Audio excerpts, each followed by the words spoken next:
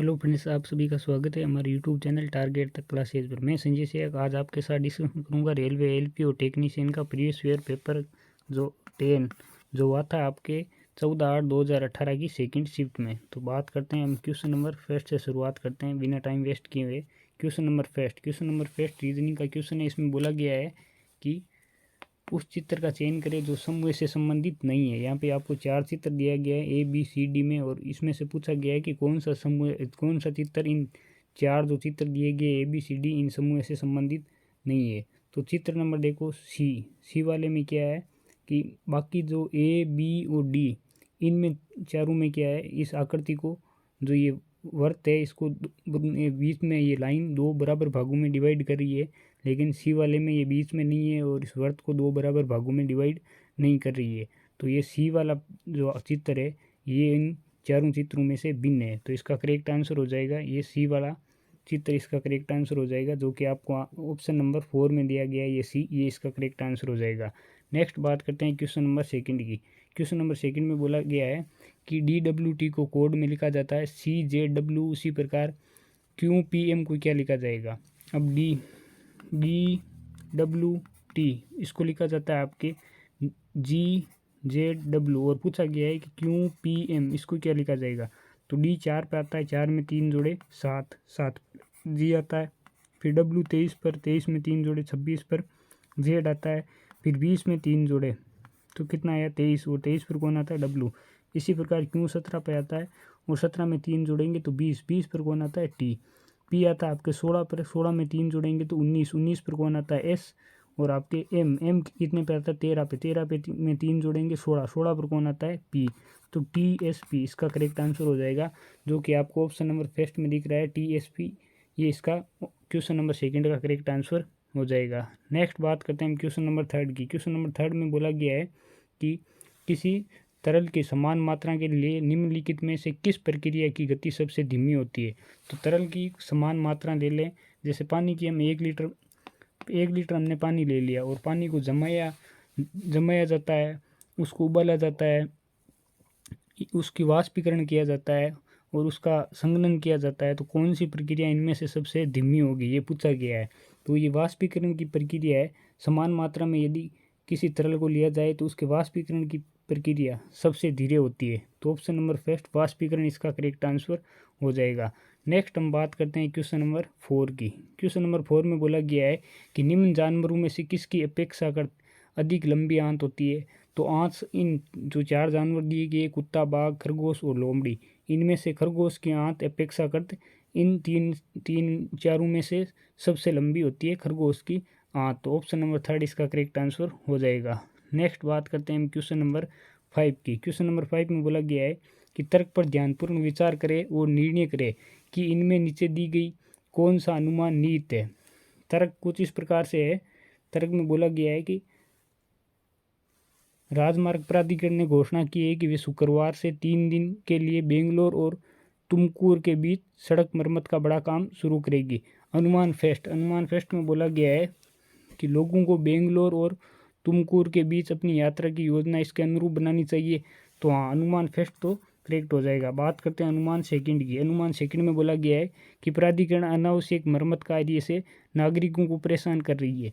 अब राजमार्ग की यहाँ पर मरम्मत कर रही है तो ये कोई अनावश्यक कार्य तो है नहीं।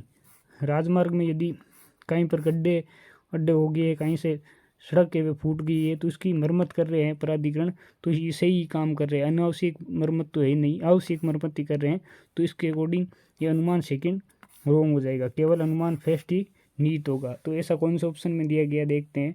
ऑप्शन नंबर थर्ड में दिया गया है कि केवल अनुमान फर्स्ट ही नीत है, तो ऑप्शन नंबर थर्ड इसका करेक्ट आंसर हो जाएगा। नेक्स्ट हम बात करते हैं क्वेश्चन नंबर 6 की। क्वेश्चन नंबर 6 में बोला गया है कि एक हाइड्रोजन परमाणु एक इलेक्ट्रॉन 5.0 इंटू 10⁻11 मीटर त्रिज्या की कक्षा में 2.2 इंटू 10⁻6 मीटर पर सेकंड गति से चलता है। समतुल्य विद्युत धारा कितनी होगी। तो यहाँ पर आपको आई निकालना। आई बराबर होता है Q/T। अब यहाँ पे देखो क्यों है आवेश तो यहाँ पर दिया गया है, एक इलेक्ट्रॉन की यहाँ पर त्रिज्या दी गई है, गति दी गई है, और यहाँ पर गति दे दी, आपको आवेश दे दिया और पूछा है समतुल्य विद्युत धारा आई आपको पूछ ली। तो यहाँ पर आई निकालने के लिए सबसे पहले आपको क्या करना पड़ेगा, त्रिज्या दी गई है, गति दी गई है मीटर पर सेकंड, आई निकालना है यहाँ पर। तो आई निकालने के लिए अब यहाँ पर क्वेश्चन में आवेश तो यहाँ पर ये क्यों तो दिया हुआ है, आई आपको निकालना है और यहाँ पर आई निकालना है, यहाँ पर टी का मान कितना होगा। तो अब त्रिज्या ये एक इलेक्ट्रॉन है जो 5.0 इंटू 10⁻11 मीटर त्रिज्या की कक्षा में 2.2 इंटू 10⁻6 मीटर पर सेकंड की गति से चलता है। तो एक चक्कर लगाने में समय कितना लगेगा। अब चक्कर यदि वर्त में वे कंप्लीट चक्कर लगाए तो दूरी कितना तय करेगा, 2πr और साल बराबर क्या होता है, दूरी बटा समय। तो टी यहाँ से टी निकल जाएगा। तो टी बराबर मैं क्या कर दूँ, 2 इंटू पाई का मान 22/7 इंटू आर का मान यहाँ पर दिया गया है आपको 5.5 इंटू 10⁻11 अपॉन में यहाँ पर साल कितनी है, साल दी गई है आपको 2.2 इंटू 10⁻6। इसको मैं टी के मान को यहाँ पर ऊपर रख देता हूँ।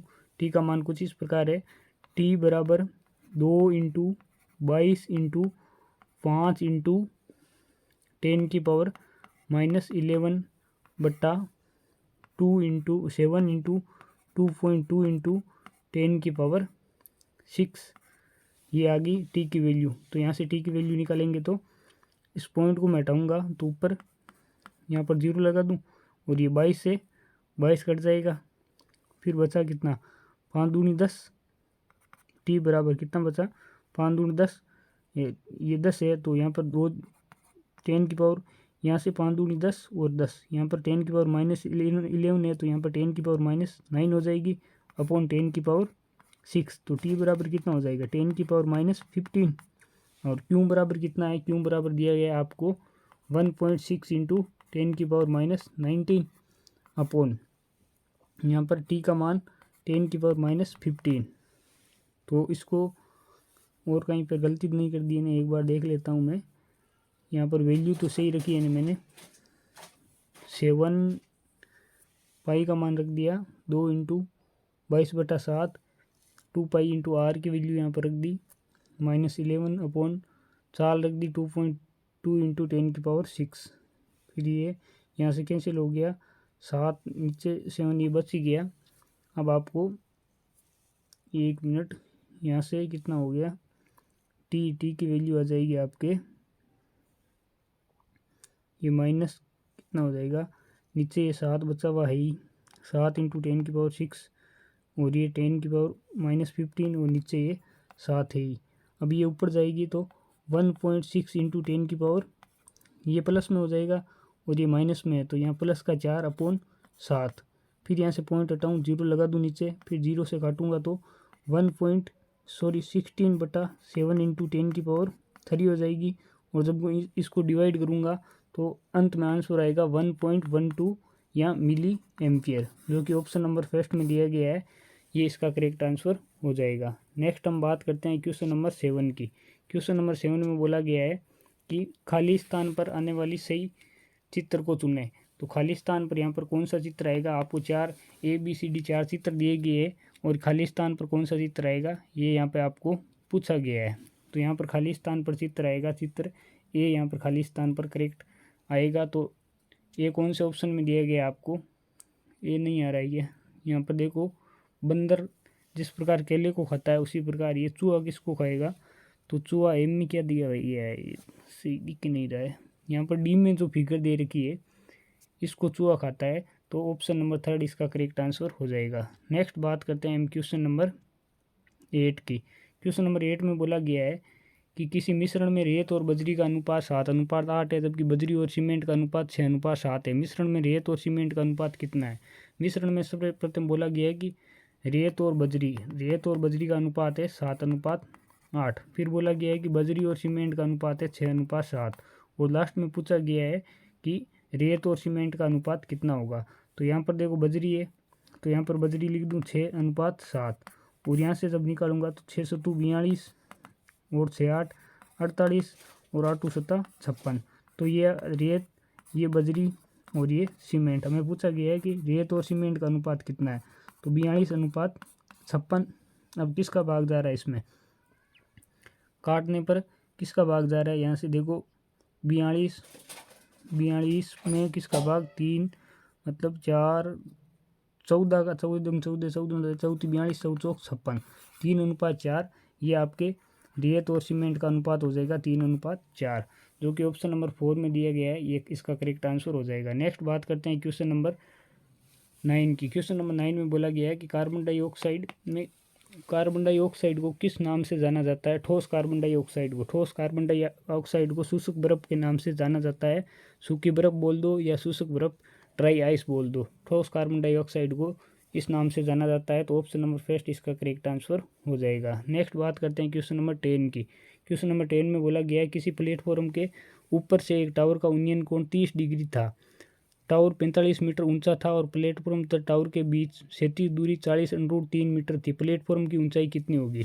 कोई ये प्लेटफॉर्म है, इस प्लेटफॉर्म से कोई ये टावर है, इस टावर का उन्नयन कोण है ये 30 डिग्री और प्लेटफॉर्म और टावर के बीच की दूरी आपको दी गई है 40√3 मीटर ये क्षैतिज। तो ये 40√3 तो ये भी 40√3 और यहाँ पर बोला गया है कि टावर 45 मीटर ऊंचा है और आपको निकालना है, ये टावर है ये प्लेटफॉर्म है, प्लेटफॉर्म की आपको ऊंचाई निकालनी है। तो प्लेटफॉर्म की इस ऊंचाई को मैं मान लेता हूँ x और टावर की कुल ऊंचाई कितनी है 45, तो ये कितनी बची, कुल ऊंचाई है आपके 45 और आपको ये x यहाँ से निकालनी है। कुल ये है आपके 45, तो कुल में से यदि मैं ये घटाऊँ तो ये बच जाएगी, तो ये कितनी होगी 45 माइनस x। अब यहाँ से देखो ये 30 डिग्री है तो टेन थीटा बराबर क्या होता है, लंब बटा आधार, यानी 45 माइनस x बटा 40√3 और टेन थीटा यहाँ पर टेन कितने 30, टेन 30 का मान होता है 1/√3, तो √3 से √3 कैंसिल, 45 माइनस x बराबर कितना है 40, तो x का मान कितना आ जाएगा 5 मीटर। और आपसे पूछा गया है, ये x का मान ही पूछा गया है कि इस प्लेटफॉर्म की ऊंचाई कितनी हो जाएगी, तो वे हो जाएगी 5 मीटर, जो कि ऑप्शन नंबर 3 में दिया गया है, ये इसका करेक्ट आंसर हो जाएगा। नेक्स्ट बात करते हैं क्वेश्चन नंबर 11 की। क्वेश्चन नंबर 11 में बोला गया है कि 2016 में प्रकाशित हुई निम्नलिखित में से कौन सी पहली मलयालम फिल्म जिसने 100 करोड़ की कमाई के पड़ाव को पार किया है, तो ये है पुली मुरुगन, इसने 100 करोड़ के पड़ाव को पार किया है। ऑप्शन नंबर 3 इसका करेक्ट आंसर हो जाएगा। नेक्स्ट बात करते हैं हम क्वेश्चन नंबर 12 की। क्वेश्चन नंबर 12 में बोला गया है कि यहाँ से देखो क्वेश्चन नंबर 12 में बोला गया है कि 11,111 का वर्ग कितना होगा। तो यदि कोई संख्या जैसे 1 2 1 1 1 1 1 ये संख्या दी गई है, तो इसका वर्ग पूछा गया है, तो 1 कितनी बार रिपीट हुआ है 1 2 3 4 5, तो आपको यहाँ शुरू से 5 तक लिख देना, 1 2 3 4 5, फिर 5 के बाद में नीचे की ओर चलना है, 5 से पहले कौन आता है 4, फिर 3 2 और 1, ये इसका वर्ग हो जाएगा। तो ऐसा कौन से ऑप्शन में दिया गया है, तो ऑप्शन नंबर इसमें फर्स्ट में देखो ये दिया गया है, तो ऑप्शन नंबर फर्स्ट इसका करेक्ट आंसर हो जाएगा। नेक्स्ट बात करते हैं हम क्वेश्चन नंबर 13 की। क्वेश्चन नंबर 13 में बोला गया है निम्नलिखित में से कौन सा तत्व मेंडलीव की आवर्त सारणी में इक्को एल्यूमिनियम की जगह लेता है। तो इक्को एल्यूमिनियम की जगह कौन लेता है, तो यहाँ पर बैंगन, गोभी, आलू, इन ठेला, तो यहाँ से देखो इको एल्यूमिनियम, इस गैलियम को क्या कहा गया था, इको एल्यूमिनियम, बैंगन, आलू, यहाँ पर गोभी, इन ठेला, तो इस गैलियम को बोला गया था इको एल्यूमिनियम। तो इस इको एल्यूमिनियम की जगह कौन किसने ली बाद में, इस गैलियम ने, तो इसका correct answer option number 2 gallium हो जाएगा। नेक्स्ट बात करते हैं क्वेश्चन नंबर 14 की। क्वेश्चन नंबर 14 में बोला गया है कि जब एक वस्तु एक समान वर्तीय वेग उत्पन्न करती है तो निम्नलिखित में से कौन सा परिवर्तित होता है। जब कोई वस्तु एक समान वर्तीय यहाँ पर वेग उत्पन्न करती है, वृत्त में एक समान रूप से घूमती है, तो उसका त्वरण होता है, यहाँ से गति होती है वे फिक्स होती है, संवेग बराबर द्रव्यमान इंटू वेग होता है, तो द्रव्यमान बदलता नहीं और वेग एक समान वेग से गति करती है, तो वेग भी फिक्स हो गया, परिवर्तित नहीं होता है, और द्रव्यमान भी परिवर्तित नहीं होता है, तो संवेग भी परिवर्तित नहीं होगा। गति पहले से बोल दिया, तो इसकी क्या होती है, वृत्तीय गति करती है, तो वस्तु की लगातार दिशा बदलती रहती है।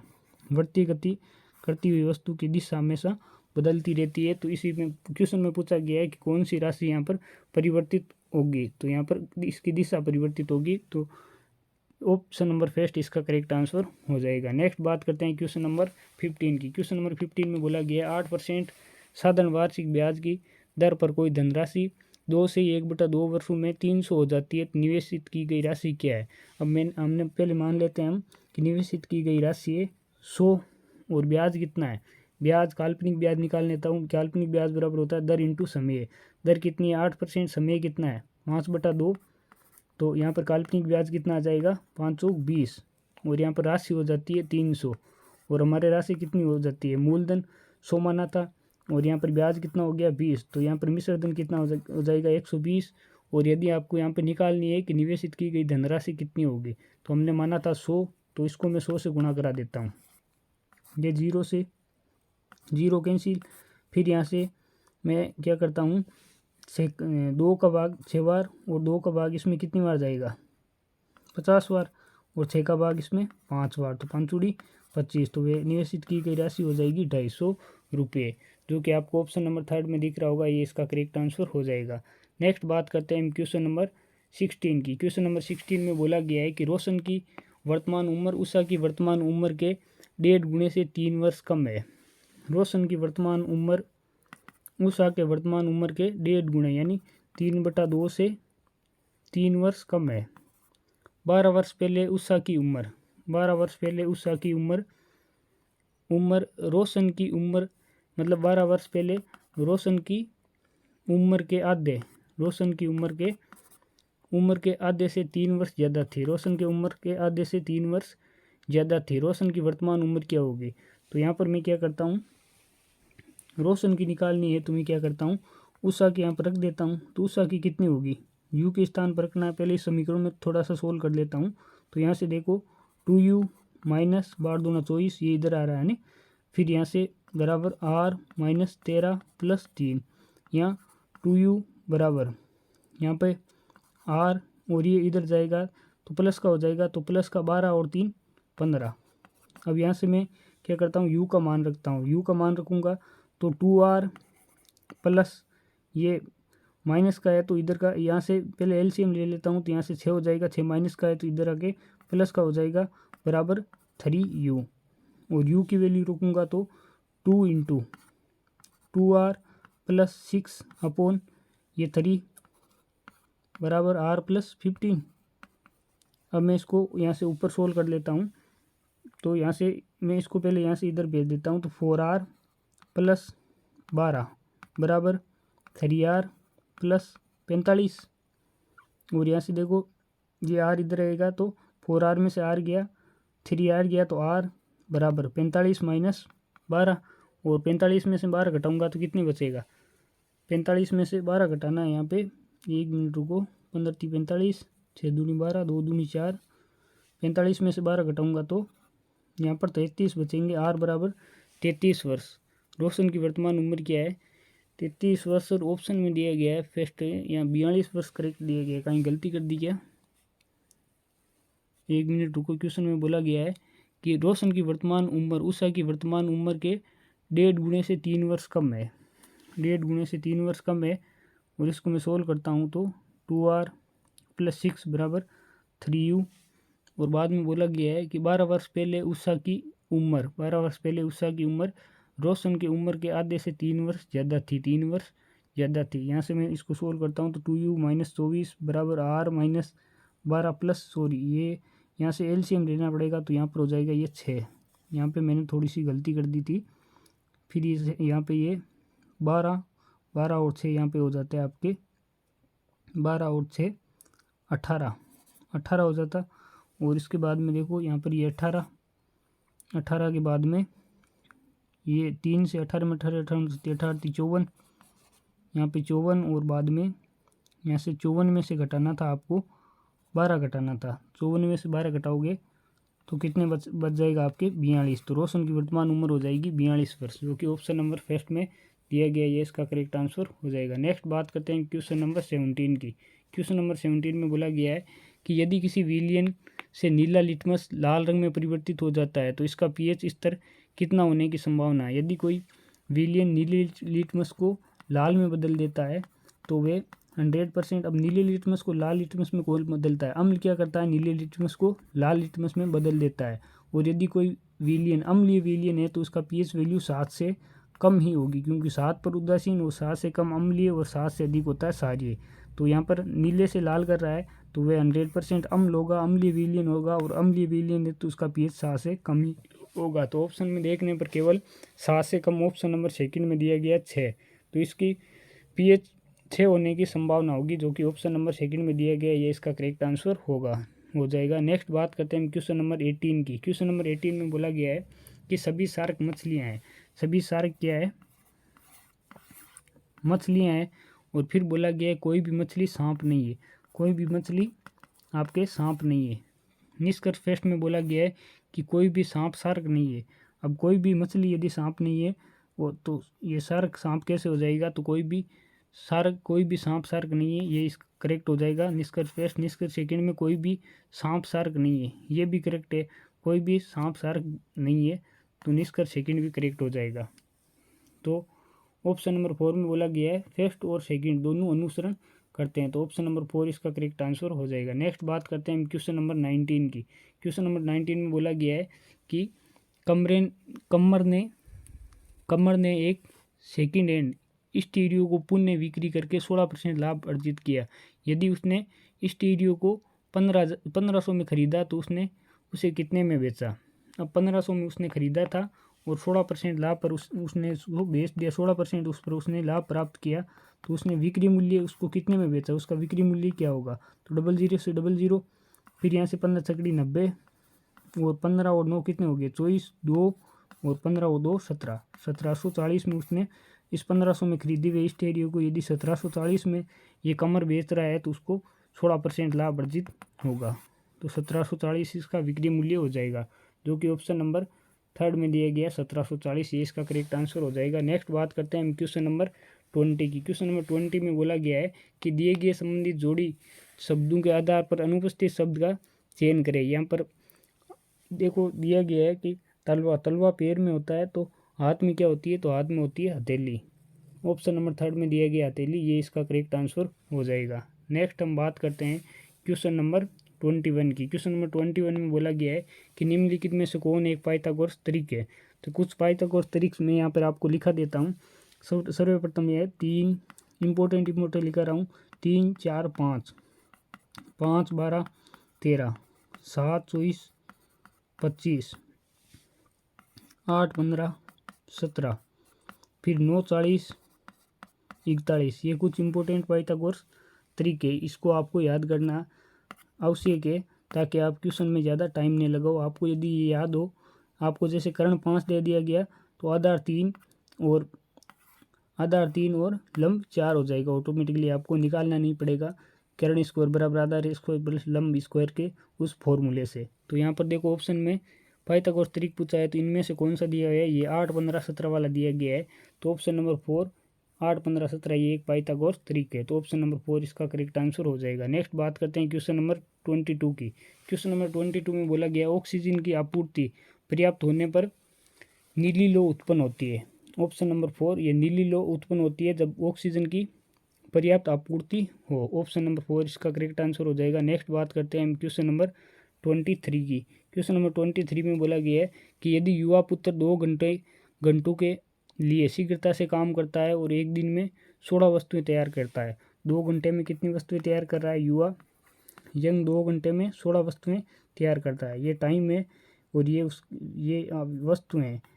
फिर बोला गया आगे, और वृद्ध ओल्ड व्यक्ति क्या करता है?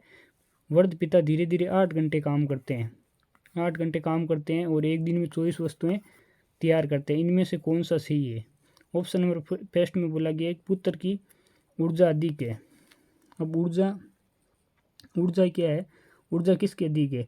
दिन में ये 24 वस्तुएं बना रहा है, ये 16 वस्तुएं बना रहा है, तो इसके अकॉर्डिंग तो पिता की ऊर्जा अधिक है, तो ऑप्शन नंबर फर्स्ट तो गलत हो जाएगा। ऑप्शन नंबर सेकंड में बोला गया है पुत्र की शक्ति अधिक है। अब पुत्र एक घंटे में कितनी वस्तुएं बना रहा है? 8, और पिता 1 घंटे में कितनी वस्तुएं बना रहे हैं? 3। यहाँ से शक्ति बराबर, शक्ति क्या होती है? कार्य करने की दर। अब कार्य करने की दर अधिक किसकी है, पुत्र की। तो ऑप्शन नंबर सेकंड यहाँ पर करेक्ट हो जाएगा कि पुत्र की शक्ति अधिक है, नहीं कि पुत्र की ऊर्जा अधिक है। तो ऑप्शन नंबर सेकंड इसका करेक्ट आंसर हो जाएगा। नेक्स्ट बात करते हैं हम क्वेश्चन नंबर 24 की। क्वेश्चन नंबर 24 में बोला गया है ABC फिर dollar plus hedge DEF and बराबर में क्वेश्चन मार्क GHI यहाँ पर फिर 2 स्टार @ इस प्रकार से आपको कुछ साइन दिया गया है। और यहाँ पर नीचे दिया गया है कि ADG को लिखा जाता है प्लस बराबर और 2। इसी प्रकार आपको पूछा गया है कि CEI इसको किस प्रकार से लिखा जाएगा। तो यहाँ से देखो एक को प्लस कैसे लिख रहा है।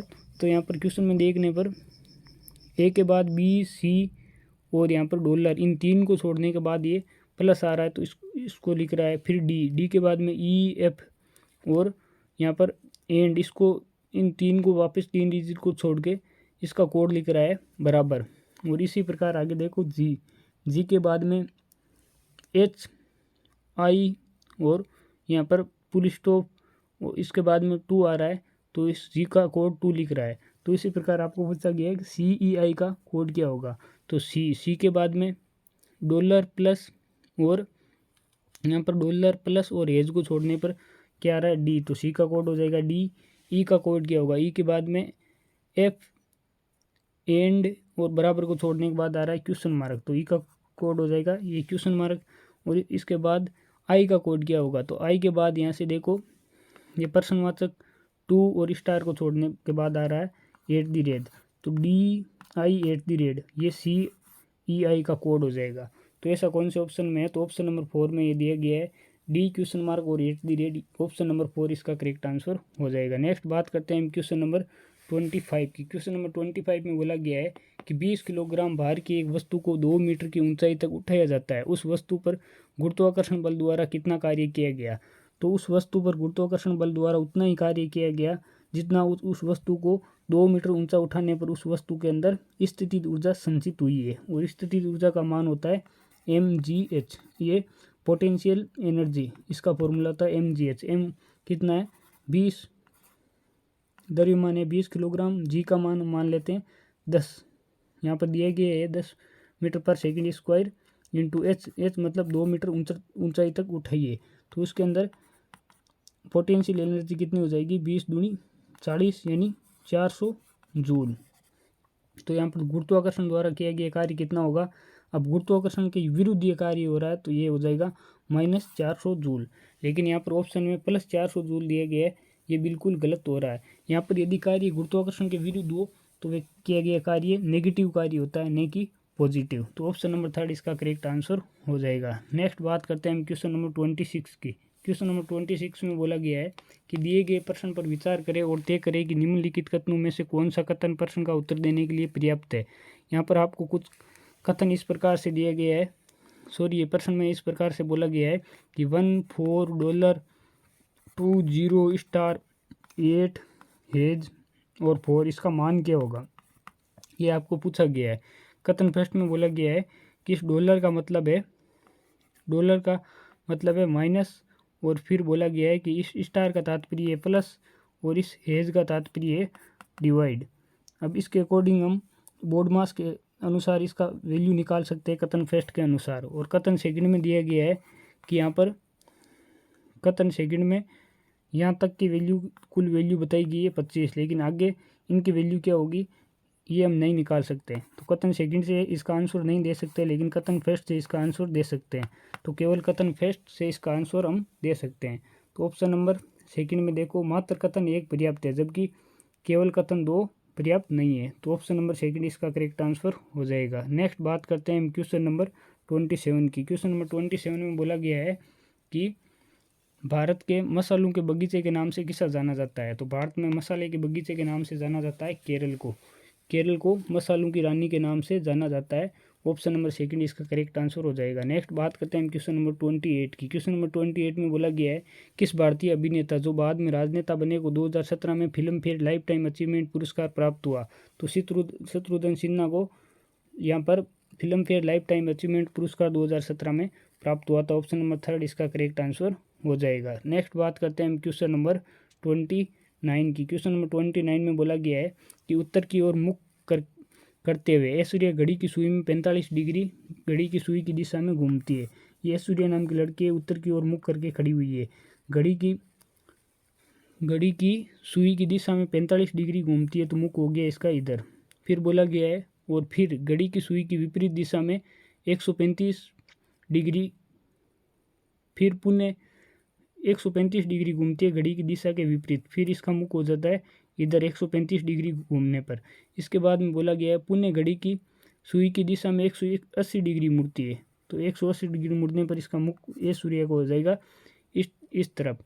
अभी वे किस दिशा की ओर देखते हुए खड़ी है, तो ये हो गया उत्तर, ये हो गया दक्षिण, ये हो गया पश्चिम और ये हो गया पूर्व। तो अभी इसका मुख किस दिशा में? पूर्व दिशा में, जो कि ऑप्शन नंबर 4 में आपको दिया गया पूर्व, ये इसका करेक्ट आंसर हो जाएगा। नेक्स्ट बात करते हैं क्वेश्चन नंबर 30 की। क्वेश्चन नंबर 30 में बोला गया है कि मानव शरीर में विभिन्न मिनरल का विवरण है। कैल्शियम, मैग्नीशियम, लोहा, पोटेशियम, सोडियम। दिया गया ग्राफ मानव शरीर में खनिजों की मात्रा को दर्शाता है। दिए गए आंकड़े के आधार पर मानव शरीर में मौजूद सबसे अधिक प्रतिशत, दूसरे सबसे अधिक प्रतिशत और दूसरे सबसे कम प्रतिशत वाले धातु का अनुपात कितना होगा? तो यहाँ पे देखो दूसरा सबसे अधिक कौन सा है? पहला सबसे अधिक कौन सी मिनरल मानव शरीर में है? यहाँ पर ग्राफ में दी गई है। पहला सबसे अधिक मिनरल है 40% जो कैल्शियम, और दूसरा सबसे अधिक मिनरल है आपके आयरन 25%, और दूसरा सबसे कम मिनरल कौन सा है? तो पहला सबसे कम मिनरल है सोडियम 8%, और दूसरा सबसे कम मिनरल है पोटेशियम 9%। तो दूसरा सबसे अधिक 25% और दूसरा सबसे कम 9%, तो 25:9 इसका करेक्ट आंसर हो जाएगा। 25:9, 25:9 तो कट ही नहीं रहा है, इसका करेक्ट आंसर तो होगा 25:9 ही। लेकिन यहाँ पर कोई सा भी ऑप्शन में, चारों ऑप्शन में से किसी में भी नहीं दिया गया 25:9, तो इसका करेक्ट आंसर क्या होना चाहिए ये आपको कमेंट सेक्शन में टाइप करना है। नेक्स्ट हम बात करते हैं क्वेश्चन नंबर 31 की। क्वेश्चन नंबर 31 में बोला गया है कि एक शंकु के आधार का क्षेत्रफल 64 पाई वर्ग सेंटीमीटर है, जबकि इसकी तिर्यक ऊंचाई 17 सेंटीमीटर है। इस शंकु को ठोस गोलार्ध प्राप्त करने के लिए फिर से तैयार किया गया है, इस गोले की त्रिज्या क्या होगी? सबसे पहले दिया गया है शंकु के आधार का क्षेत्रफल। शंकु के आधार में क्या होता है? शंकु के आधार में होता है आपके वर्त, और वर्त का यहाँ पर क्या क्षेत्रफल होता है πr², और ये दिया गया आपको 64 पाई के बराबर। ये पाई से पाई कैंसिल, आर का मान कितना हो जाएगा? 64 का मैं वर्ग करूँगा, वर्गमूल सॉरी यहाँ से वर्ग यहाँ से हटेगा तो यहाँ पर अंडरूट आ जाएगा, और 64 का अंडरूट होता है 16, तो यहाँ पर आधार की त्रिज्या आ गई 16 सेंटीमीटर। और यहाँ पर बोला गया है कि इसकी तिर्यक ऊंचाई, शंकु की तिर्यक ऊंचाई है आपके 8 हो जाएगा, 16 कैसे हो जाएगा? ये आगे 8 सेंटीमीटर तिर्यक ऊंचाई आपको बोला गया है कि शंकु की तिर्यक ऊंचाई है आपके 17 सेंटीमीटर। और फिर बोला गया है कि इस शंकु को ठोस गोलार्ध प्राप्त करने के लिए फिर से तैयार किया जाता है, गोलार्ध की त्रिज्या कितनी होगी? अब यदि किसी वस्तु को पिघलाकर दूसरे शेप देते हैं किसी वस्तु को, तो उसका आयतन हमेशा फिक्स रहता है। तो शंकु का आयतन होता है πr²h/3, और गोले का आयतन होता है 4/3 πr³। तो शंकु की मैं त्रिज्या r1 मान लेता हूँ, और यहाँ पर गोले की त्रिज्या मान लेता हूँ r2। यहाँ से देखो पाई से पाई कैंसिल, 3 से 3 कैंसिल। अब शंकु की त्रिज्या कितनी है? r1 का मान कितना है? शंकु की त्रिज्या यहाँ से 8 सेंटीमीटर निकल के आ गई, तो 8 × कितना हो जाएगा? 64 × ऊंचाई h निकालनी है। यहाँ से देखो पाइथागोरस त्रिक होता है एक, 8, 15 और 17। तो ये 8 के आधार, 17 क्या है? ये आधार, ये कर्ण, और ये ऊंचाई है, तो ये कितनी हो जाएगी? 15। तो यहाँ पर 15 बराबर पाई से पाई तो यहाँ पर कैंसिल हो ही गया था, यहाँ पे 4 को कैंसिल कैसे कर दिया? 4 × r2³। फिर 4 से मैं इसको काट दूंगा, कितने बार? 16 बार। अब 16 × 15 बराबर क्या है? r2³। अब मैं क्या करता हूँ, यहाँ से देखो, यहाँ से 2 × इसको लिख देता हूँ मैं 8 × 15 बराबर r2³। क्यूब, अब ये से यहाँ से देखो, जैसे मैं क्यूब हटाऊँगा तो यहाँ से 2 निकल के आ जाएगा, इंटू यहाँ पर 15 है तो 15 इंटू 2, 15 इंटू 2 30, और यहाँ से क्यूब बटेगा तो यहाँ पर ये 3 आ जाएगा बराबर R2। तो R2 की वैल्यू आ गई 2 इंटू यहाँ पर 13 की पावर 1/3, जो कि ऑप्शन नंबर सेकंड में दिया गया, ये इसका करेक्ट आंसर हो जाएगा। नेक्स्ट बात करते हैं हम क्वेश्चन नंबर 32 की। क्वेश्चन नंबर 32 में बोला गया निम्नलिखित में से कौन सा उपकरण रासायनिक ऊर्जा को विद्युत ऊर्जा में परिवर्तित करता है। तो विद्युत सेल हो या विद्युत बैटरी हो, ये क्या करती है, रासायनिक ऊर्जा को किस में बदलती है, विद्युत ऊर्जा में बदलती है। ये विद्युत हीटर क्या करता है, विद्युत ऊर्जा को उसमें ऊर्जा में परिवर्तित करता है। एयर ड्रायर का क्या करता है, विद्युत ऊर्जा को उसमें ऊर्जा में परिवर्तित करता है। और विद्युत पंखा क्या करता है, विद्युत ऊर्जा को यांत्रिक ऊर्जा में परिवर्तित करता है। तो इसका करेक्ट आंसर हो जाएगा विद्युत सेल हो या विद्युत बैटरी, ये रासायनिक ऊर्जा को विद्युत ऊर्जा में परिवर्तित करती है। तो ऑप्शन नंबर फर्स्ट इसका करेक्ट आंसर हो जाएगा। नेक्स्ट बात करते हैं हम क्वेश्चन नंबर 33 की। क्वेश्चन नंबर 33 में बोला गया है कि किसी ऊंचे टावर से 30 मीटर दूर एक इमारत के आधार का अवनमन कोण 30 डिग्री है, टावर की ऊंचाई कितनी होगी। ये किसी ऊंचे टावर से 30 मीटर दूर, ये कोई ऊंचा टावर है, इससे 30 मीटर दूर एक मीनार है, ये इस मीनार का अवनमन कोण कितनी डिग्री है, ये होता है अवनमन कोण, ये आपके 30 डिग्री, अवनमन कोण 30 डिग्री है। आधार का अवनमन कोण, मीनार के आधार का अवनमन कोण, आधार का बोला गया है, तो यहाँ से देखो ये आधार का अवनमन कोण, ये टावर है, ये यहाँ पर कोई मीनार है, ये मीनार का आधार का अवनमन कोण, ये अवनमन कोण है 30 डिग्री, 30 डिग्री है। तो टावर की ऊंचाई कितनी होगी, 30 मीटर दूर, ये 30 है, टावर की ऊंचाई T बोला गया है। अब ये 30 है तो ये भी क्या होगा 30 डिग्री, और टेन थीटा बराबर क्या होता है, टेन थीटा बराबर होता है, टेन 30 का वैल्यू हो जाएगी 1/√3, और टेन थीटा बराबर होता है लम बटा आधार। तो यहाँ से T बराबर कितना हो जाएगा 30/√3, और √3 से ऊपर नीचे गुना कराऊंगा तो 10/√3, ये इसका करेक्ट आंसर हो जाएगा। टावर की आपकी ऊंचाई निकल के आ जाएगी 10/√3, ऑप्शन नंबर फर्स्ट में दिया गया, ये इसका करेक्ट आंसर हो जाएगा। नेक्स्ट बात करते हैं हम क्वेश्चन नंबर 34 की। क्वेश्चन नंबर 34 में बोला गया है कि दबंग, मुंबई, कलिंगा, लोनसर्स, रांची रेंज और दिल्ली वेब राइडर्स जैसी क्षेत्रीय टीम किस खेल प्रतियोगिता में एक दूसरे के खिलाफ खेलती है। तो ये खेलती है आपके हॉकी इंडिया लीग में, ऑप्शन नंबर सेकंड इसका करेक्ट आंसर हो जाएगा। नेक्स्ट बात करते हैं क्वेश्चन नंबर 35 की। क्वेश्चन नंबर 35 में बोला गया है कि दी गई श्रृंखला में अनुपस्थित संख्या का चयन करें। श्रृंखला कुछ इस प्रकार है, 3, 12, यहाँ पे क्वेश्चन मार्क ये डैश छोटा गया, यहाँ पर कौन सी संख्या आएगी आपको निकालना है। फिर दिया गया है 21, 61, 2। तो यहाँ पर जो खाली स्थान, यहाँ पर इस क्वेश्चन में देखो, यहाँ पे 3 का स्क्वायर करके फिर 3 जोड़ते हैं तो कितना आ जाएगा, 3 3 9 और 3 12, फिर 12 का स्क्वायर करके मैं 3 जोड़ता हूँ तो 12 का स्क्वायर कितना हो जाएगा, 12 12 144 प्लस 3 147। तो यहाँ पर आ जाएगा 147, फिर 147 का स्क्वायर करेंगे और उसमें 3 जोड़ेंगे तो आ जाएगा 21,612। तो यहाँ पर रिक्त स्थान की जगह कौन सी संख्या आएगी, 147, जो कि ऑप्शन नंबर थर्ड में दिया गया 147, ये इसका करेक्ट आंसर हो जाएगा। नेक्स्ट बात करते हैं हम क्वेश्चन नंबर 36 की। क्वेश्चन नंबर 36 में बोला गया है कि दिए गए विकल्पों में से संबंधित शब्द का चयन करना है आपको। यहाँ पर दिया गया है PUNE और इसका कोड दिया गया है SXQF, इसी प्रकार CITY का आपको कोड बताना है। तो P से नेक्स्ट कौन आता है, P से QRS 3 जोड़ने पर, फिर यहाँ से U से VWX 3 जोड़ने पर, N से OPQ 3 जोड़ने पर और E से F 1 जोड़ने पर। तो पहले में 3 जोड़ रहा है, फिर 3 3 और बाद में 1। तो यहाँ से CITY का कोड बताना है। तो ये 3 पर आता है, पहले में 3 जोड़ना है तो 6 पर कौन आएगा F, फिर ये 9 पर आता है तो 9 में 3 जोड़ेंगे तो 12, 12 पर कौन आता है L, फिर ये T, ये 20 पर आता है, इसमें 3 जोड़ने पर कितने हो जाएगा 23, ये 23 पर कौन आता है W, और Y में 1 जोड़ना है तो कौन आ जाएगा Z। तो F L W और Z, ये इसका करेक्ट आंसर हो जाएगा F L W Z, जो कि ऑप्शन नंबर फर्स्ट में दिया गया, ये इसका करेक्ट आंसर हो जाएगा। नेक्स्ट बात करते हैं क्वेश्चन नंबर 37 की। क्वेश्चन नंबर 37 में बोला गया कि संवेग की इकाई क्या होती है। तो संवेग P बराबर होता है द्रव्यमान इंटू वेग, द्रव्यमान की किलोग्राम, और यहाँ से वेग की होती है मीटर पर सेकंड, और यहाँ से किलोग्राम इंटू मीटर इंटू ये सेकंड ऊपर जाएगा तो सेकंड इन्वर्स हो जाएगा। तो किलोग्राम मीटर सेकंड इन्वर्स, जो कि ऑप्शन नंबर सेकंड में दिया गया है, ये इसका करेक्ट आंसर हो जाएगा। नेक्स्ट बात करते हैं क्वेश्चन नंबर 38 की। क्वेश्चन नंबर 38 में बोला गया है कि सूत्री विभाजन के चरण का नाम बताइए जिसके दौरान विभाजित सेल के गुणसूत्र मध्य रेखा पर स्थित होते हैं। तो कौन से सूत्री विभाजन में ये सेल आपके मध्य रेखा पर स्थित होते हैं? तो वे होते हैं मेटाफेज की कंडीशन में ये गुणसूत्र आपके मध्य रेखा पर स्थित होते हैं। तो ऑप्शन नंबर फर्स्ट मेटाफेज इसका करेक्ट आंसर हो जाएगा। नेक्स्ट बात करते हैं हम क्वेश्चन नंबर 39 की। क्वेश्चन नंबर 39 में बोला गया है कि पहली 100 प्राकृत संख्याओं का औसत क्या होगा?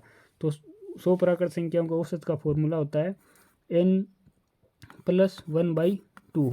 n की वैल्यू कितनी हो जाएगी? 100 का पूछा गया है, तो 100 + 1/2। अब 100 और 1 101, 101/2 बराबर 50.5। तो ये पहली 100 प्राकृत संख्याओं का औसत हो जाएगा 50.5, जो कि ऑप्शन नंबर थर्ड में दिया गया है, ये इसका करेक्ट आंसर हो जाएगा। नेक्स्ट बात करते हैं हम क्वेश्चन नंबर 40 की। क्वेश्चन नंबर 40 में बोला गया है कि राघव द्वारा 12 परीक्षाओं में प्राप्त औसत अंक 24 है। जुबेदा ने अब तक 23 औसत अंक प्राप्त किए, लेकिन उसने केवल 9 परीक्षाएं दी है। यदि प्रत्येक परीक्षा में 30 में से अंक दिए गए हैं तो जुबेदा को शेष 3 परीक्षाओं में से किसी एक में कम से कम कितने अंक जरूर प्राप्त करने होंगे ताकि वे राघव के प्रदर्शन का मुकाबला कर सके। अब राघव ने 12 परीक्षा दी है, 24 अंक प्राप्त किए हैं औसत, तो कुल अंक कितने प्राप्त किए हैं? तो 12 चौक 48, ये 4, 12 दूनी 24 और 4 28। तो राघव ने कुल 12 परीक्षाओं में 288 अंक प्राप्त किए और जुबेदा ने अभी तक 23 औसत अंक प्राप्त किए, लेकिन जुबेदा ने केवल 9 परीक्षाएं दी है। तो 9 3 27, 2 9 दूनी 18 और 2 20। अब इनका अंतर कितने का है? अंतर है यहाँ पर 1 और यहाँ से 8, यानी 81 का अंतर है। अब जुबेदा ने अभी तक केवल 9 परीक्षाएं दी है, 3 परीक्षाएं यहाँ पर जुबेदा के बाकी पड़ी है। अब 3 परीक्षाओं में से उसने पूछा गया है कि उसे एक परीक्षा में कम से कम कितने अंक लाने हैं। अब 3 परीक्षा में कुल अंक लाने हैं उसको राघव के बराबर अंक प्राप्त करने के लिए 81 अंक। तो एक परीक्षा में कम से कम कितने लाने हैं, और यहाँ पर एक परीक्षा में अधिक से अधिक कितना ला सकती है वे 30 अंकों की परीक्षा है। तो 2 परीक्षाओं में यदि वे 30-60 अंक लाती है तो एक परीक्षा में उसको कम से कम कितने अंक लाने पड़ेंगे? तो 21 अंक तो लाने ही पड़ेंगे, तब जाके वे राघव के बराबर अंक ला पाएगी। तो कम से कम एक परीक्षा में उसको 21 अंक लाना अनिवार्य होगा। तो ऑप्शन नंबर फर्स्ट इसका करेक्ट आंसर हो जाएगा। नेक्स्ट बात करते हैं हम क्वेश्चन नंबर 41 की। क्वेश्चन नंबर 41 में बोला गया है कि आधुनिक आवर्त सारणी में कौन से 2 आवर्तों में 8 तत्व मौजूद है? तो आधुनिक आवर्त सारणी में जो आवर्त आपके सेकंड और थर्ड है, इनमें 8 एलिमेंट मौजूद होते हैं। तो ऑप्शन नंबर थर्ड में दिया गया है यहाँ पर सेकंड और थर्ड आवर्त में 8 तत्व मौजूद होते हैं। तो ऑप्शन नंबर यहाँ पर थर्ड इसका करेक्ट आंसर हो जाएगा। नेक्स्ट बात करते हैं क्वेश्चन नंबर 42 की। क्वेश्चन नंबर 42 में बोला गया है कि आर्थिक सर्वेक्षण 2017-18 के अनुसार भारत के सकल घरेलू उत्पाद जीडीपी में सेवा क्षेत्र का प्रतिशत योगदान निम्नलिखित में से किस सीमा के अंतर्गत होगा? तो सेवा क्षेत्र का योगदान जीडीपी में आपके 2017-18 के आर्थिक सर्वेक्षण के अनुसार 50% से अधिक जीडीपी में योगदान था आपके सेवा क्षेत्र का। तो ऑप्शन नंबर फर्स्ट इसका करेक्ट आंसर हो जाएगा। नेक्स्ट बात करते हैं क्वेश्चन नंबर 43 की। क्वेश्चन नंबर 43 में लिखा गया है किस सुप्रसिद्ध व्यक्ति ने एन अनसूटेबल बॉय नामक पुस्तक लिखी है? तो वे करण जौहर ने एन अनसूटेबल बॉय नामक की पुस्तक लिखी है। ऑप्शन नंबर सेकंड इस क्वेश्चन का करेक्ट आंसर हो जाएगा। नेक्स्ट बात करते हैं क्वेश्चन नंबर 44 की। क्वेश्चन नंबर 44 में बोला गया है एक्स की ऊपर से रैंक 12वीं है, अगर कक्षा में छात्रों की कुल संख्या 16 थी तो एक्स के नीचे से रैंक कितनी होगी? तो टोटल बराबर होता है लेफ्ट प्लस राइट -1। टोटल छात्रों की संख्या है 16, ऊपर से कितनी है? एक्स की रैंक 12वीं, तो नीचे से निकालनी है आपको। तो यहाँ से 16 बराबर यहाँ से 12 में से 11 + r, तो यहाँ से r बराबर कितना हो जाएगा? 5। यदि ऊपर से एक्स की रैंक 12वीं है और छात्रों की संख्या कुल 16 है तो नीचे से रैंक होगी 5वीं, जो कि ऑप्शन नंबर 4 में दिया गया है। 5 ये इसका करेक्ट आंसर हो जाएगा। नेक्स्ट बात करते हैं क्वेश्चन नंबर 45 की। क्वेश्चन नंबर 45 में बोला गया है 2018 से विश्वविद्यालय अनुदान आयोग यूजीसी के अध्यक्ष कौन है? तो 2018 में यूजीसी के अध्यक्ष थे आपके डीपी सिंह, और वर्तमान में यदि यूजीसी की बात की जाए कि यूजीसी के अध्यक्ष कौन है, तो वर्तमान में आपके जगदीश चंद्र यूजीसी के वर्तमान में जगदीश कुमार यूजीसी के अध्यक्ष है। नेक्स्ट बात करते हैं क्वेश्चन नंबर 46 की। क्वेश्चन नंबर 46 में बोला गया निम्नलिखित में से कौन सा वेन आरेख निम्नलिखित वर्गों का सही ढंग से प्रतिनिधित्व करता है। तो आदमी, पिता और डॉक्टर। तो सारे ही यहाँ से देखिए सारे पिता क्या होती है। पहले मैं यहाँ पर ये डायग्राम कुछ इस प्रकार से बना देता हूँ कि सारे पिता किसके अंदर आते हैं, आदमियों के अंदर आते हैं, और कुछ आदमी और कुछ पिता क्या होते हैं, डॉक्टर होते हैं। तो इसका वेन डायग्राम ये ऑप्शन नंबर फर्स्ट वाला कुछ इस प्रकार से बनाया गया है, ये इसका करेक्ट आंसर हो जाएगा। ये यहाँ पर सारे फादर आ जाएंगे और ये सारे फादर मेन के अंदर ही आते हैं और ये हो जाएंगे डॉक्टर। कुछ डॉक्टर फादर में से होते हैं और कुछ डॉक्टर आदमी भी होते हैं, वे फादर नहीं भी हो चाहे। तो ऑप्शन नंबर फर्स्ट वाला वेन डायग्राम करेक्ट हो जाएगा। नेक्स्ट बात करते हैं क्वेश्चन नंबर 47 की। क्वेश्चन नंबर 47 में बोला गया है कि दिया गया ग्राफ एक शेयर में वर्ष 2017 में 6 महीनों में बाइक पंजीकरण और कुल वाहनों को हजारों में दर्शाता है। नोट में लिखा गया चार्ट में पहली संख्या बाइक भूरा और दूसरी संख्या कुल वाहनों को दर्शाता है। दिए गए डाटा के आधार पर मार्च 2017 में बाइकों के अतिरिक्त पंजीकृत वाहनों की संख्या क्या थी। अब देखो मार्च में पूछा गया है, तो पहली संख्या मार्च में 15 और दूसरी संख्या मार्च में देखो 25 दी गई है। और पूछा गया है कि मार्च में क्वेश्चन में पूछा गया है, क्या पूछा गया है, एक मिनट रुकना।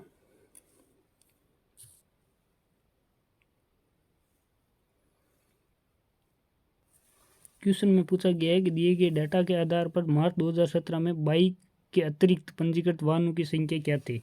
तो मार्च में देखो, मार्च में कुल पंजीकृत वाहन थे 25,000 या हजारों में संख्या दी गई है। बाइक कितनी थी 15,000।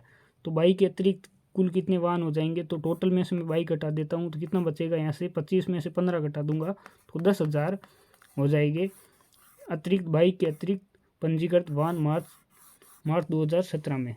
10,000 इसका करेक्ट आंसर हो जाएगा, जो कि ऑप्शन नंबर यहाँ से सेकंड में दिया गया है, ये इसका करेक्ट आंसर हो जाएगा। नेक्स्ट बात करते हैं हम क्वेश्चन नंबर 48 की। क्वेश्चन नंबर 48 में बोला गया है कि निम्नलिखित में से कौन सी एक भौतिक राशि कार्य की दर कहलाती है। अब शक्ति कार्य करने की दर शक्ति कहलाती है, शक्ति का मात्रक वोट होता है। तो इसका correct answer option number second हो जाएगा। नेक्स्ट बात करते हैं हम क्वेश्चन नंबर 49 की। क्वेश्चन नंबर 49 में बोला गया है कि उस उत्तर आकृति का चयन करें जो दी गई प्रश्न आकृति का सही जल प्रतिबिंब बनाता है। तो यहाँ पर सही जल प्रतिबिंब कौन सी आकृति दी, यहाँ पर 4 आकृतियाँ उत्तर आकृतियाँ दी गई है A B C D। इनमें से कौन सी उत्तर आकृति इस प्रश्न आकृति का सही जल प्रतिबिंब बनाती है। तो यहाँ से देखो जल प्रतिबिंब बनाने पर ये कौन सा, ये कुछ इस प्रकार ऊपर चली जाएगी और ये लाइनिंग है, ये लाइनिंग ऊपर की तरफ यहाँ पे चली जाएगी। तो इसका करेक्ट आंसर कौन सा होगा, इसका करेक्ट आंसर हो जाएगा आपके, देखो ये ऊपर की ओर, इसका करेक्ट आंसर ऑप्शन नंबर ये डी वाली फिगर। ये तो यहाँ पर देखो सेम टू सेम दी गई है, तो ये यहाँ पर रॉन्ग हो जाएगी। और ये चोंच कुछ इस प्रकार इधर यहाँ पे ऊपर चली जाएगी, तो इसमें इधर दी गई, इसमें इधर दी गई है। तो ऑप्शन नंबर डी इसका करेक्ट आंसर हो जाएगा, जो कि आपको कौन से ऑप्शन में दिया गया है, डी वाली फिगर ऑप्शन नंबर फर्स्ट में दी गई है डी, ये इसका करेक्ट आंसर हो जाएगी। नेक्स्ट बात करते हैं हम क्वेश्चन नंबर 50 की। क्वेश्चन नंबर 50 में बोला गया है कि कथन पर ध्यानपूर्ण विचार करें और निर्णय करें कि इनमें नीचे दिया गया कौन सा अनुमान निहित है। कथन में बोला गया है अकबर अपनी रानी से कहता है बीरबल मेरे राज्य का सबसे बुद्धिमान व्यक्ति है। अनुमान फर्स्ट में बोला गया है कि अकबर बीरबल जितना बुद्धिमान नहीं है।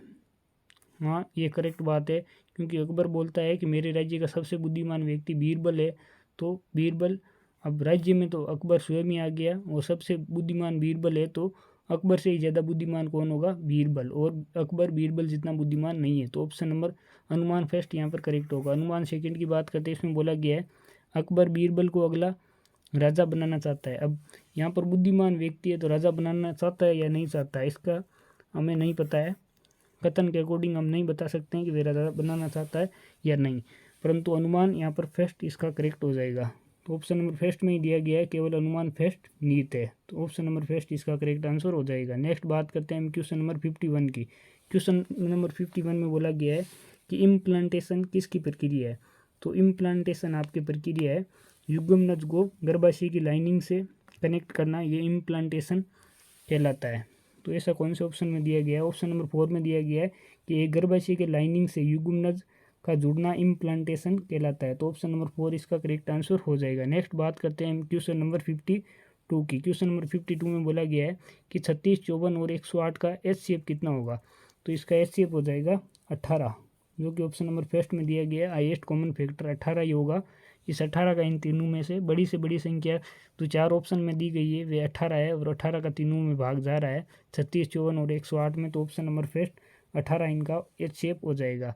नेक्स्ट बात करते हैं हम क्वेश्चन नंबर 53 की। क्वेश्चन नंबर 53 में बोला गया दिए गए कथन को सही मानिए और फिर निर्णय कीजिए कि दिए गए कथन में से निश्चित रूप से कौन सा निष्कर्ष निकाले जा सकते हैं। कथन में बोला गया है गाँव में रहने वाले कई लोग बेहतर भविष्य के लिए शहरों में बस रहे हैं। अब निष्कर्ष फर्स्ट में बोला गया है कि सरकारी अफसरों की गाँव में अनिवार्य नियुक्ति होनी चाहिए। अब केवल सरकारी व्यक्तियों की नियुक्ति गांव में नहीं हो रही है, इस वजह से गांव के लोग शहरों में नहीं बस रहे। तो कथन फर्स्ट यहाँ पर रोंग हो जाता है। कथन सेकंड को देखते हैं। कथन सेकंड में बोला गया है कि शहरों और गाँव के मध्य परिवहन सेवाओं में वृद्धि होनी चाहिए। अब केवल परिवहन सेवाओं में वृद्धि करके और सरकारी अफसरों को गाँव में नियुक्त करने पर सारी प्रॉब्लम सोल्व नहीं हो जाती है। तो यहाँ पर कथन फर्स्ट और कथन सेकंड यहाँ पर दोनों रोंग हो जाते हैं। तो ऐसा कौन से ऑप्शन में दिया गया है? ऑप्शन नंबर थर्ड में दिया गया कि न तो एक और न ही दो अनुसरण करता है। तो यहाँ पर ऑप्शन नंबर थर्ड इसका करेक्ट आंसर हो जाएगा। नेक्स्ट बात करते हैं क्वेश्चन नंबर 54 की। क्वेश्चन नंबर 54 में बोला गया है कि अर्जुन और अनुराग एक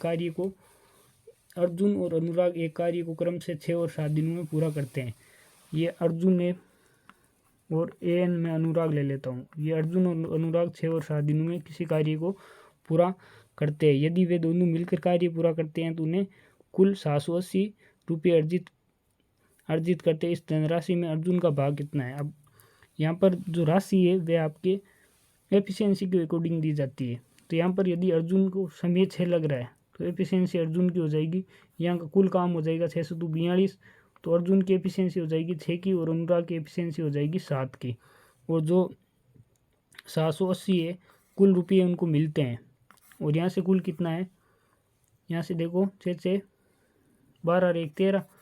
और यहाँ पर पूछा गया है कि यहाँ पर इस धनराशि में अर्जुन का कितना हिस्सा है। तो अर्जुन को एफिशिएंसी के अकॉर्डिंग यहाँ पर धनराशि वितरित की जाती है। तो अर्जुन की एफिशिएंसी 6 की है तो इससे मैं गुणा करा दूँ। और यहाँ पर 13 का भाग 13 से 78, 13 पंचे 65, 13 से 78। और पूछा गया है इस धनराशि में अर्जुन का भाग कितना है। अर्जुन और अनुराग 6 और 7।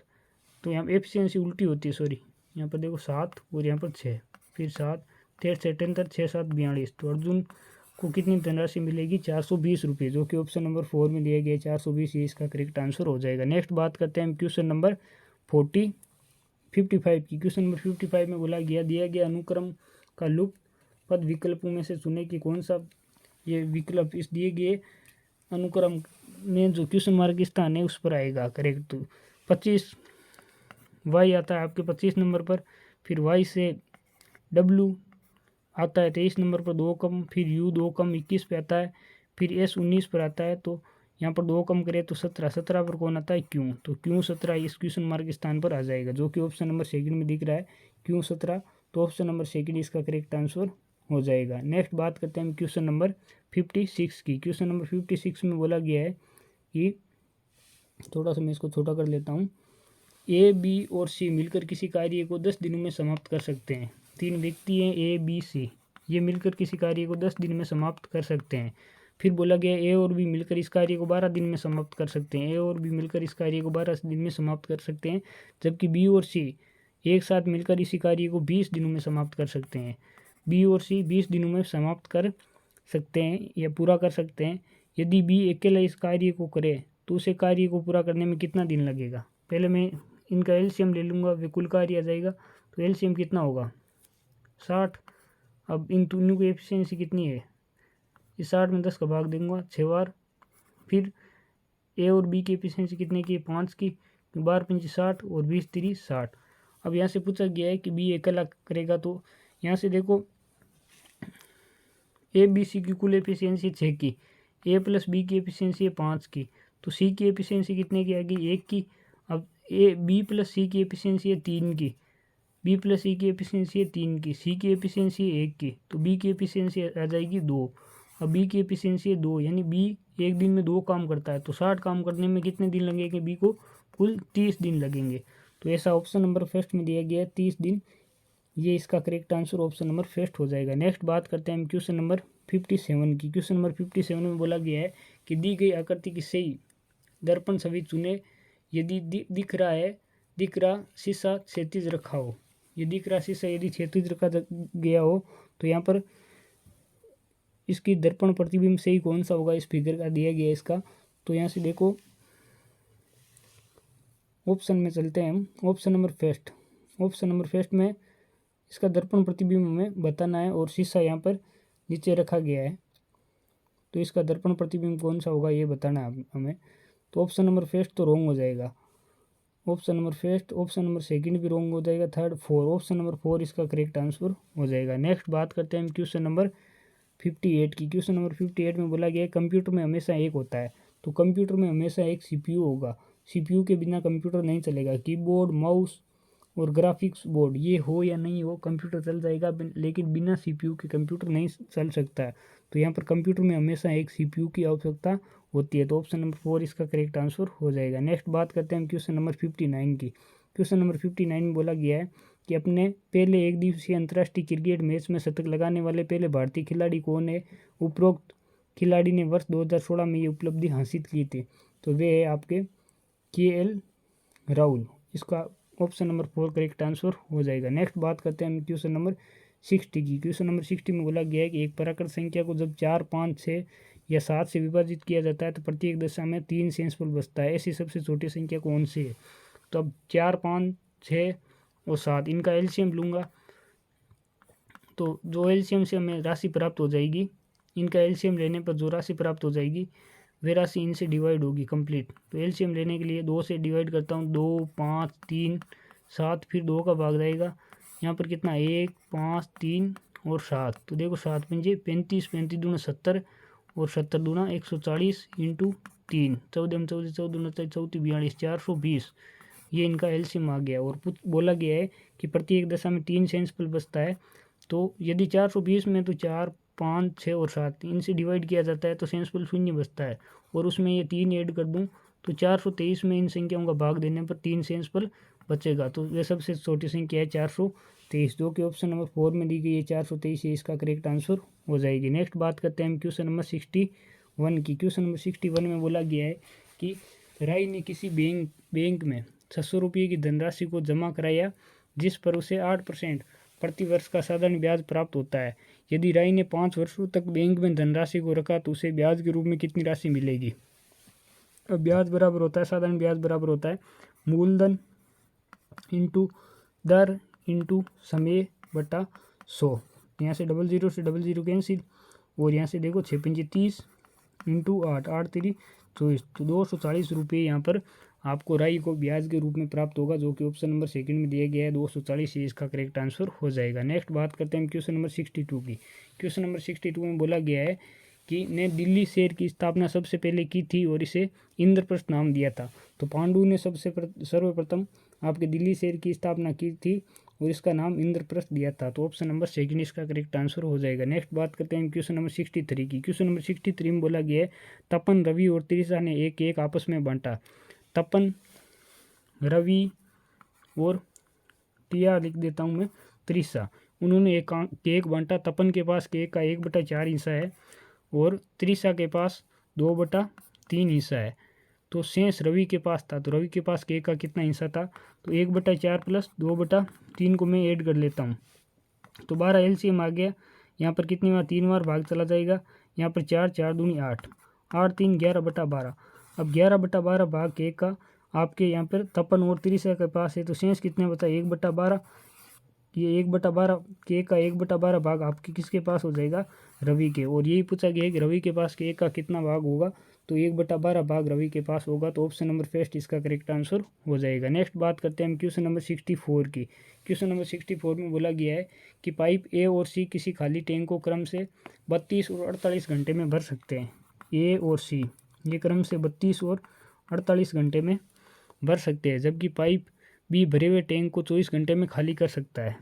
पाइप बी ये खाली करने वाला है, ये 24 घंटे में खाली कर सकती है। यदि तीनों पाइपों को इकट्ठा खोल दिया जाए तो टैंक का 2/3 भरने में कितना समय लगेगा, कितने घंटे लगेंगे। तो पहले इनका मैं एलसीएम ले लेता हूँ। तो 8 इंटू, अब देखो 8 संग 48 और यहाँ से 8 चौक 32, ये इनका एलसीएम हो जाएगा।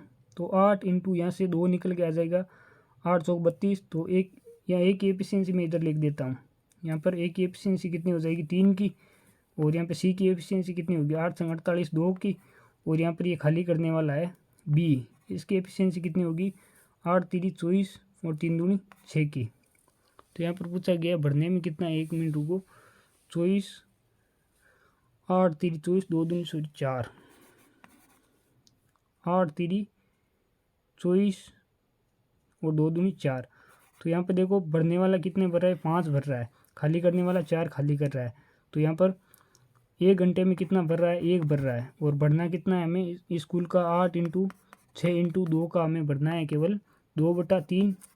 तो 2/3 मतलब 3 दूनी 6, अब 2 दूनी 4 और 8 चौक 32, 32 भरना है। तो 32 भरने में 1 घंटे में 1 भरता है, तो 32 भरने में कितना घंटा लगेगा 32 घंटा लगेगा। लेकिन यहाँ पर 32 घंटा तो दे ही नहीं रखा है, इन्हें 64 घंटा देख रखा है, कहीं गलती तो नहीं कर दी। पाइप ए और सी क्रम से किसी खाली टैंक को 32 और 48 घंटे में भर सकते हैं, जबकि बी 24 घंटे में खाली कर सकती है। यदि तीनों पाइपों को इकट्ठा खोल दिया जाए तो टैंक को 2/3 भरने में कितना समय लगेगा। तो यहाँ पे देखो 32 है, 8 चौक 32 और ये 3 आ गया, फिर 8 संग 48 ये 2 आ गया, फिर 8 3 24, 8 3 24, 8 3 24 और यहाँ से 2 बचा, 2 दूनी 4 भर रहा है, 3 2 5 खाली कर रहा है, एक यहाँ से देखो कहीं गलती नहीं की दी ने, यहाँ से 3 8 चौक 32 वो ये 2 से मल्टीप्लाई यहाँ से किया ही नहीं, तो 32 दूना 64। अब 1 घंटे में 1 भर रहा है, तो 64 भरने में कितने घंटे लगेंगे 64 घंटे। तो इसका करेक्ट आंसर हो जाएगा ऑप्शन नंबर सेकंड, 64 घंटे लग जाएंगे। नेक्स्ट बात करते हैं हम क्वेश्चन नंबर 65 की। क्वेश्चन नंबर 65 में बोला गया है कि रिक्त स्थान में उपयुक्त सबसे उपयुक्त विकल्प भरे, रिक्त स्थान के स्थान पर कौन सा सबसे उपयुक्त विकल्प होगा वह आपको भरना है। अब ओम का नियम कहता है कि V बराबर होता है IR। यहाँ पर देखो 18 वोल्ट ये V भी दिया हुआ है, और यहाँ पर R या रेजिस्टेंस का मात्रक होता है ओम, तो 3 ओम भी दिया गया है। I की वैल्यू पूछी गई है, तो I बराबर होता है V/R। V की वैल्यू है आपके 18 और R की वैल्यू आपके 3, तो I की वैल्यू कितनी हो जाएगी 6 एम्पियर। विद्युत धारा का मात्रक होता है एम्पियर, तो 6 एम्पियर, जो कि ऑप्शन नंबर सेकंड में दिया गया है, ये इसका करेक्ट आंसर हो जाएगा। नेक्स्ट बात करते हैं हम क्वेश्चन नंबर 66 की। क्वेश्चन नंबर 66 में बोला गया है कि राम के पिता की उम्र राम की उम्र की दोगुनी है। राम के पिता की उम्र, राम के फादर की उम्र राम के उम्र की दोगुनी है, राम की उम्र की दोगुनी है। 8 वर्ष पहले राम के पिता की उम्र, 8 वर्ष पहले राम के पिता की उम्र राम के उम्र के 2.5 गुना थी, राम के उम्र की 2.5 गुना थी, 2.5 गुना थी। राम की वर्तमान उम्र कितनी होगी। तो यहाँ पर मैं फादर की उम्र रख दूँ, तो एफ की जगह क्या रख दूँ मैं 2R - 8, और यहाँ से ये 2 इधर गुना हो जाएगा, बराबर कितना हो जाएगा 5R, 5 अंदर गुना करा दूँ तो 40, फिर यहाँ से 2 दूनी 4R - 16 बराबर 5R - 40। R को मैं इधर लेके जाता हूँ, तो यहाँ पर R बचेगा, 5R में से 4R जाएंगे, और यहाँ पर देखो ये 40 है और ये 16 है, तो कितने बच जाएंगे यहाँ पर देखो 24 बच जाएंगे। तो राम की वर्तमान उम्र हो जाएगी 24 वर्ष, जो कि ऑप्शन नंबर सेकंड में आपको दिया गया 24 वर्ष, ये इसका करेक्ट आंसर हो जाएगा। नेक्स्ट बात करते हैं हम क्वेश्चन नंबर 67 की। क्वेश्चन नंबर 67 में बोला गया है कि CO2 में कार्बन की प्रतिशत मात्रा कितनी है। तो यहाँ पर कार्बन का परमाणु द्रव्यमान होता है आपके 12 और ऑक्सीजन का परमाणु द्रव्यमान होता है 16, लेकिन ऑक्सीजन के 2 अणु है तो कुल परमाणु द्रव्यमान हो जाएगा 32। अब कार्बन की प्रतिशत मात्रा निकालनी है, तो टोटल कितनी है, टोटल है आपके 44 और कार्बन कितना है 12, तो 12% निकालना है, तो 100 से इसको गुणा करा दो। फिर मैं 4 का भाग देता हूँ, यहाँ पर कितनी बार जाएगा 11 बार और 4 का भाग 25 बार, 25 दूना 50 और हाथ की 5 और 25 और 5 कितने हो गए 30/11।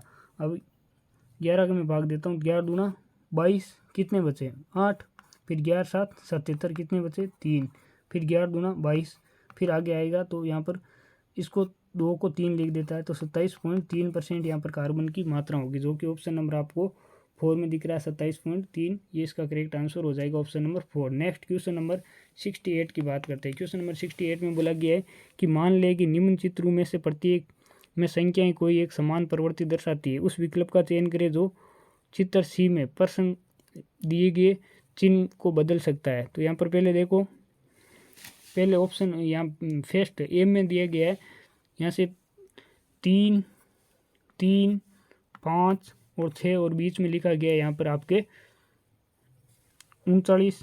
तो देखो 5 और 6 इनको गुणा कराता हूँ तो कितना आ जाएगा 30 प्लस 3 3 9, इनका योग, मतलब इन दोनों को आपस में गुणा करा के योग कर रहे हैं। तो 6 पंजे 30 प्लस 3 3 9, 30 9 कितना आ गया 39। इसी प्रकार यहाँ से देखो इन दोनों को गुणा कराता हूँ, यहाँ पर लिखा हुआ है 4, यहाँ पर 4 और यहाँ पे लिखा गया है 5 और यहाँ पे 7, तो 7 पंजे 35 और यहाँ पे 4 चौक 16, 35 और 16 कितने हो जाएंगे 51 और बीच में 51 ही लिखा गया है। तो इसी प्रकार यहाँ पे हमें गुणा करवाना है, किस किस को गुणा कराना है, यहाँ पर लिखा हुआ है 5, थर्ड वाले में देखो सी में यहाँ पर ही 5, यहाँ पर 3 और 4, तो 5 उड़ी कितना हो जाएगा 25 प्लस 4 3 12, तो 25 और 12 कितने हो जाएंगे 37। तो इसका करेक्ट आंसर हो जाएगा 37, जो कि आपको ऑप्शन नंबर 4 में दिया गया है 37, ये इसका करेक्ट आंसर हो जाएगा। नेक्स्ट बात करते हैं हम क्वेश्चन नंबर 69 की। क्वेश्चन नंबर 69 में बोला गया है कि दी गई आकृति का जल में बनने वाली सही प्रतिबिंब कौन सा होगा। तो ये त्रिभुज ऊपर यहाँ पर दिया गया है, ये जल में जब बनेगा तो कुछ इस प्रकार से बन जाएगा, और ये लाइनिंग है जल प्रतिबिंब बनने ये इसी प्रकार रहेगी, ये लाइनिंग है यहाँ पे, ये भी कुछ इसी प्रकार रहेगी, ये लाइनिंग भी इसी प्रकार रहेगी, ये इस प्रकार से, ये इस प्रकार से, ये इस प्रकार से, ये और ये वर्त यहाँ पे चला जाएगा। तो आंसर फिगर में ऐसा कौन से में दिया गया है, तो आंसर फिगर आपको देखना है, आंसर फिगर बी में देखो, आंसर फिगर बी में दिया गया है, और ये कौन से ऑप्शन में, ऑप्शन नंबर 4 में आंसर फिगर बी दी गई है, तो इसका करेक्ट आंसर हो जाएगा। नेक्स्ट बात करते हैं हम क्वेश्चन नंबर 70 की।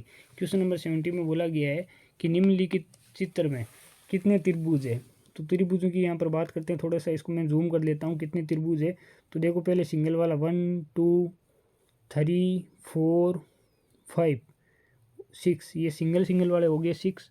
इसके बाद डबल वाले देखते हैं हम 7, यहाँ से ये 8, डबल वाला यहाँ से ये 9, ये हो गए डबल वाले। 9 के बाद में हम देखते हैं त्रिभुज, 9 के बाद देखो आप 9 के बाद में देखना है आपको, 9 के बाद में ये 10 के बाद में ये एक डबल वाला यहाँ पर 11 के बाद में आपको देखना है, ये देखो ये 12 है, 12 के बाद ये 13, और 13 के बाद और कौन सा रह गया, 13 के बाद आपको देखना है, 13 के बाद तो और कोई शायद नहीं बन रहा है, यहाँ पर 13 ही त्रिभुज बन रहे, एक ये देखो बड़े वाला ये 13, ये 14, तो यहाँ पर कुल 14 त्रिभुज है। ऐसा कौन से ऑप्शन में दिया गया है 15, एक और कहाँ पे रह गया, ये आपको देख लेना, एक काम पर बचा है, इसका करेक्ट आंसर होगा 15। नेक्स्ट बात करते हैं ऑप्शन 4, इसका करेक्ट आंसर हो जाएगा। नेक्स्ट बात करते हैं क्वेश्चन नंबर 71 की। क्वेश्चन नंबर 71 में बोला गया है उत्तर आकृति में से प्रश्न चिन्ह के स्थान पर आने वाली सही आकृति आपको चुननी है कि कौन सी आकृति यहाँ पर प्रश्नवाचक चिन्ह पर आएगी। तो पहली वाली आकृति क्या कर रहा है, पार्श्व परिवर्तित करके उल्टा कर रहा है, तो सेकेंड वाली आकृति को भी पार्श्व परिवर्तित करने पर कोई फर्क नहीं पड़ेगा, और उल्टा पकड़ने पर कौन से आंसर फिगर में ये दिख रही है, तो आंसर फिगर फर्स्ट में तो ये उल्टा करने पर फर्स्ट वाले के अनुसार बनेगी नहीं, फिर यहाँ पर देखो उल्टा करने पर नहीं 4 वाले के अकॉर्डिंग बनेगी। ऑप्शन नंबर या आंसर फिगर सेकंड के अनुसार ये बनेगी। तो आंसर फिगर सेकंड कौन से ऑप्शन में दिया गया है, तो ऑप्शन नंबर सेकंड में दिया गया है आंसर फिगर सेकंड, ये इसका करेक्ट आंसर हो जाएगा। नेक्स्ट बात करते हैं क्वेश्चन नंबर 72 की। क्वेश्चन नंबर 72 में बोला गया है तत्कालीन मुख्यमंत्री जयललिता की मृत्यु के कारण चेन्नई शहर के कौन से विधानसभा क्षेत्र में हाल ही में एक उपचुनाव कराना पड़ा। तो जयललिता ने विधानसभा का चुनाव कौन से विधानसभा क्षेत्र से जीता था, तो आर के नगर यहाँ से जीता था, यहाँ पर उपचुनाव कराना पड़ा। ऑप्शन नंबर 4 इसका करेक्ट आंसर हो जाएगा। नेक्स्ट बात करते हैं क्वेश्चन नंबर 73 की। क्वेश्चन नंबर 73 में बोला गया है अधातु ऑक्साइड आमतौर पर होते हैं, तो धातुओं के ऑक्साइड क्षारीय होते हैं और अधातुओं के ऑक्साइड अम्लीय होते हैं, तो ऑप्शन नंबर फर्स्ट अम्लीय ये इसका करेक्ट आंसर हो जाएगा। नेक्स्ट बात करते हैं क्वेश्चन नंबर 74 की। क्वेश्चन नंबर 74 में बोला गया है कि इनमें से किस संख्या का वर्गमूल एक अप्रिमेय संख्या होगा। तो अप्रिमेय संख्या, अब वर्गमूल यदि किसी संख्या का इकाई अंक 2, 3, 7, 8 इनमें से आ जाए तो उस संख्या का हम वर्गमूल नहीं निकाल सकते हैं। और वर्गमूल यदि ये आ जाएंगे तो वर्गमूल नहीं निकाल सकते हैं और एक अप्रिमेय संख्या होगी। और यहाँ से 65,660 है, इसका वर्गमूल निकालेंगे तो यहाँ पर एक अप्रिमेय संख्या प्राप्त हो जाएगी। इसका वर्गमूल आप निकाल के चेक कर लेना। ऑप्शन नंबर सेकंड 6560 इसका वर्गमूल निकालोगे तो आपको एक अप्रिमेय संख्या ही प्राप्त होगी, तो इसका करेक्ट आंसर हो जाएगा ऑप्शन नंबर सेकंड। नेक्स्ट बात करते हैं क्वेश्चन नंबर, लास्ट क्वेश्चन है 75। क्वेश्चन नंबर 75 में बोला गया है हाइड्रा प्रजनन करता है, तो हाइड्रा किस प्रकार से प्रजनन करता है। तो हाइड्रा में होता है मुकुलन द्वारा। हाइड्रा के शरीर पर कुछ उबालनुमा आकृति आती है, वे टूट के अलग हो जाती है और एक नए हाइड्रा का रूप ले लेती है, तो इसका ऑप्शन नंबर सेकंड मुकुलन द्वारा ये इसका करेक्ट आंसर हो जाएगा। आज ये क्वेश्चन पेपर 10 था जो आपके कंप्लीट होता है, और इसकी पीडीएफ में मेरे टेलीग्राम चैनल टारगेट तक क्लासेज पर इस पेपर की कंप्लीट पीडीएफ में अपलोड कर दूंगा। आप वहां से जाकर टेलीग्राम चैनल को ज्वाइन कर लीजिए और इस पीडीएफ को डाउनलोड करके एक बार पुनः प्रैक्टिस कर लीजिए, ताकि आने वाला एग्ज़ाम 2023 में आपके एलपी की वैकेंसी आएगी, उसके लिए ये काफ़ी फ़ायदेमंद हो सके। और आपके लिए यदि हम इतनी मेहनत कर रहे हैं तो आप भी हमारा सपोर्ट करिए और हमें मोटिव करने के लिए हमारे चैनल को सब्सक्राइब करें, वीडियो को लाइक करें और ज़्यादा से ज़्यादा सब्सक्राइब करें। आज की क्लास को यहीं पर एंड करते हैं। थैंक्स।